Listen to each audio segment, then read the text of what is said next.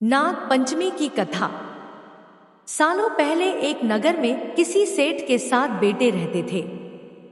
सभी की शादी सेठ ने समय रहते करवा दी। सातों बहू मिलकर घर का काम भी किया करती थी। उन सभी में से सेठ की सबसे छोटी बहू खूब संस्कारी थी। एक दिन यूं ही काम करते हुए घर की बड़ी बहू ने अपनी देवरानियों से कहा कि घर को लीपने के लिए पीली मिट्टी नहीं है, जंगल जाकर मिट्टी लानी होगी। जेठानी के ऐसा कहते ही सभी उसके साथ घर लीपने के लिए मिट्टी लाने के लिए निकल गए। सभी खुरपी से मिट्टी निकाल ही रहे थे कि तभी सबसे बड़ी वाली बहू को एक नाग नजर आया। उसे मारने के लिए जैसे ही बड़ी वाली बहू ने खुरपी उठाई, वैसे ही सबसे छोटी बहू ने कहा, जेठानी जी, इसे मत मारिए, इसकी कोई गलती नहीं है, जंगल तो इसका घर है। अपनी देवरानी की बात मानकर उसने नाग को कुछ नहीं किया।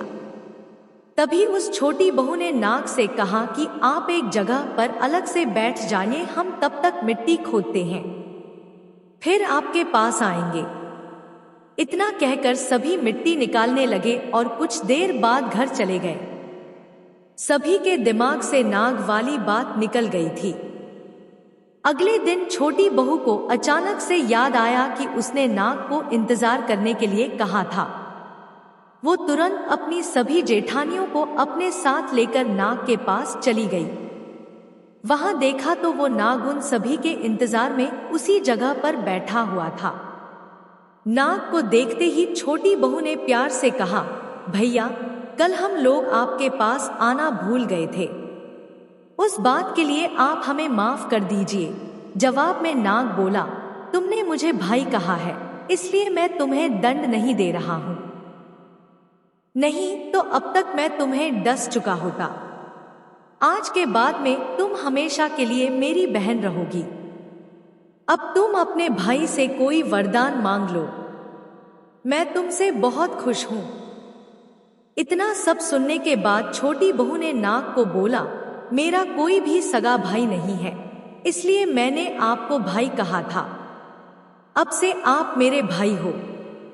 अब हरदम मेरी रक्षा करना आपका फर्ज है। बस यही वरदान मुझे आपसे चाहिए। नाग ने हर कदम पर साथ देने का वादा किया और अपने रास्ते निकल गया। सेठ की सारी बहू भी अपने घर लौट गई। कुछ समय बाद नाग इंसान का रूप बनाकर अपनी बहन से मिलने सेठ के घर गया। उसने सेठ से कहा कि मेरी छोटी बहन को बुला दो, वो आपकी छोटी बहू है। पहले तो उनके मन में हुआ कि बहू का कोई भाई ही नहीं था, ये कहां से आ गया। फिर भी उन्होंने अपनी छोटी बहू को बाहर बुलाया। नाग ने फिर साथ में बहन को अपने घर लेकर जाने की बात की। सेठ ने इसकी भी आज्ञा दे दी। तभी नाग ने अपनी बहन से पूछा, कहीं तुम मुझे भूल तो नहीं गई हो ना?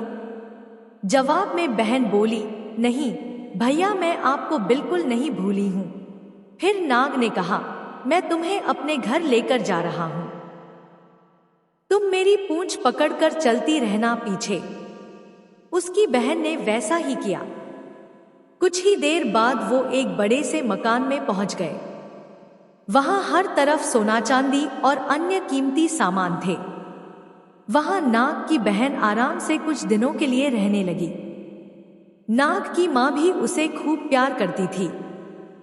एक दिन नाग की मां ने छोटी बहू को अपने भाई के लिए दूध लेकर जाने के लिए कहा। छोटू बहू ने दूध को गर्म किया और भाई को पीने के लिए दे दिया। अब गर्म दूध पीते ही नाग का मुंह जलने लगा। ये सब देखकर नाग की मां को खूब गुस्सा आया। नाग ने किसी तरह से अपनी मां के गुस्से को शांत किया और बताया कि उसकी बहन को नहीं पता था कि मैं गर्म दूध नहीं पी सकता हूं। अब नाग के परिवार के साथ कुछ समय बिताने के बाद सेठ की छोटी बहू अपने घर जाने लगी। नाग ने अपनी बहन को खूब सारी दौलत और आभूषण देकर विदा किया। बहू के साथ घर में इतना सारा धन आते देख सेठ और उसकी जेठानियां हैरान हो गई। एक दिन नाग की बहन को घर की बड़ी बहू ने कहा कि तुम अपने भाई से और सोना चांदी लेकर आओ। उसके पास तो खूब पैसा है, वो तुम्हें मना नहीं करेगा। छोटी बहू ने अपने भाई नाग को यह बात बताई। इसके बारे में पता चलते ही नाग ने अपनी बहन का घर तरह तरह के आभूषणों से भर दिया। सभी जेवरातों में से एक हीरे का हार बेशकीमती था। उसे देखते ही हर किसी का मन उस पर आ जाता था। होते होते उस हीरे की हार की खबर राज्य की रानी तक पहुंची। उसने छोटी बहू से हार लेकर खुद अपने पास रख लिया। दुखी होकर सेठ की छोटी बहू ने अपने भाई को इसके बारे में बताया। गुस्से में उसके नाग भाई ने रानी के गले के हीरे के हार को नाग बना दिया। इससे डरकर रानी ने एकदम हार को अपने गले से उतारा और सेठ की छोटी बहू को महल बुलवाया। उसके महल पहुंचते ही रानी ने छोटी बहू को बताया कि कैसे हार उसके गले में नाग बन गया था और उससे इसकी वजह पूछने लगी।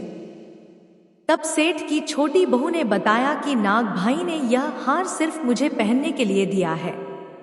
इसे कोई दूसरा इंसान गले में डालेगा तो यह तुरंत सांप बन जाएगा।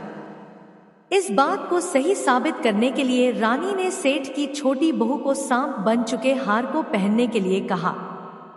छोटी बहू ने जैसे ही नाग बने हार को गले में डाला तो वो दोबारा हीरे के हार में बदल गया। महारानी ने ये सब होते हुए खुद अपनी आंखों से देखा और हैरान रह गई। अब उसे सेठ की छोटी बहू की बात पर यकीन हो गया। उसने हार छोटी बहू को अपने साथ लेकर जाने के लिए कहा। इतना सब होने के बाद रानी ने सेठ की छोटी बहू को कुछ सोने की मुद्राएं देकर महल से विदा कर किया। अब सेठ की छोटी बहू घर में सोने के सिक्के लेकर पहुंची। यह सब देखकर सेठ की बड़ी बहू को जलन होने लगी। उसने सोचा कि क्यों न ऐसा कुछ किया जाए जिससे देवरानी परेशान हो जाए। उसने अपने देवर से पूछा, आखिर तुम्हारी पत्नी को इतने आभूषण, धन, ये सब कुछ कैसे मिल रहा है? तुम्हें उस पर ध्यान देना चाहिए। यूं ही तो कोई किसी को इतना सारा धन, जेवरात और सोने के सिक्के नहीं दे देता है। पता करो कि आखिर क्या मामला है। भाभी से अपनी पत्नी के बारे में इतना सब सुनने के बाद उसके मन में अपनी पत्नी के लिए शक पैदा हो गया। उसकी हर बात को वो शक भरी निगाहों से देखने लगा। एक दिन इस बारे में उसने अपनी पत्नी से बात की। खुद के लिए अपने पति से ऐसा सब सुनने के बाद वो दुखी हो गई। उसने सीधे अपने नाग भाई से मुलाकात की और अपने पति द्वारा कही गई सारी बातों के बारे में बता दिया। अपनी दुखी बहन को देखकर नाग को भी गुस्सा आया। सीधे वो अपनी बहन के पति से मिला और बोला कि अपनी बहन को जेवरात और दूसरे तोहफे मैंने दिए हैं, तुम्हें उस पर किसी भी तरह का शक करने की जरूरत नहीं है। वो बहुत ही अच्छी है और अगर आगे से कभी भी तुमने उसे कुछ गलत कहा या उस पर शक किया तो मैं तुम्हें जिंदा खा जाऊंगा। नाग से ये सब सुनने के बाद सेठ के बेटे ने उससे माफी मांगी और कहा कि आज के बाद से मैं ऐसी बातें बिल्कुल भी नहीं करूंगा। आप मेरे ऊपर गुस्सा मत कीजिए, मैं आपकी बहन को किसी तरह का दुख नहीं होने दूंगा। इतना कहकर वो सीधे घर गया और अपनी पत्नी से भी माफी मांगी। उसके बाद दोनों खुशी खुशी साथ में रहने लगा। इसी तरह सेठ की छोटी बहू हर तरह की मुसीबत में अपने भाई को याद करती और वो उसकी परेशानी को दूर कर देता। इसी तरह नाग पंचमी का त्योहार शुरू हुआ और सभी महिलाएं नाग को अपना भाई मानकर पूजते हुए उन्हें दूध पिलाने लगी। कहानी से सीख। नाग पंचमी कथा से 2 सीख मिलती है। पहली यह कि किसी दूसरे के भड़काने पर और उनकी बातों से प्रभावित होकर अपने लोगों पर शक नहीं करना चाहिए। दूसरी सीख है कि अच्छा करने और सोचने वालों को उसका सकारात्मक फल जरूर मिलता है। ऐसे ही और वीडियो के लिए हमारे चैनल को सब्सक्राइब करें और वीडियो को लाइक करें। धन्यवाद।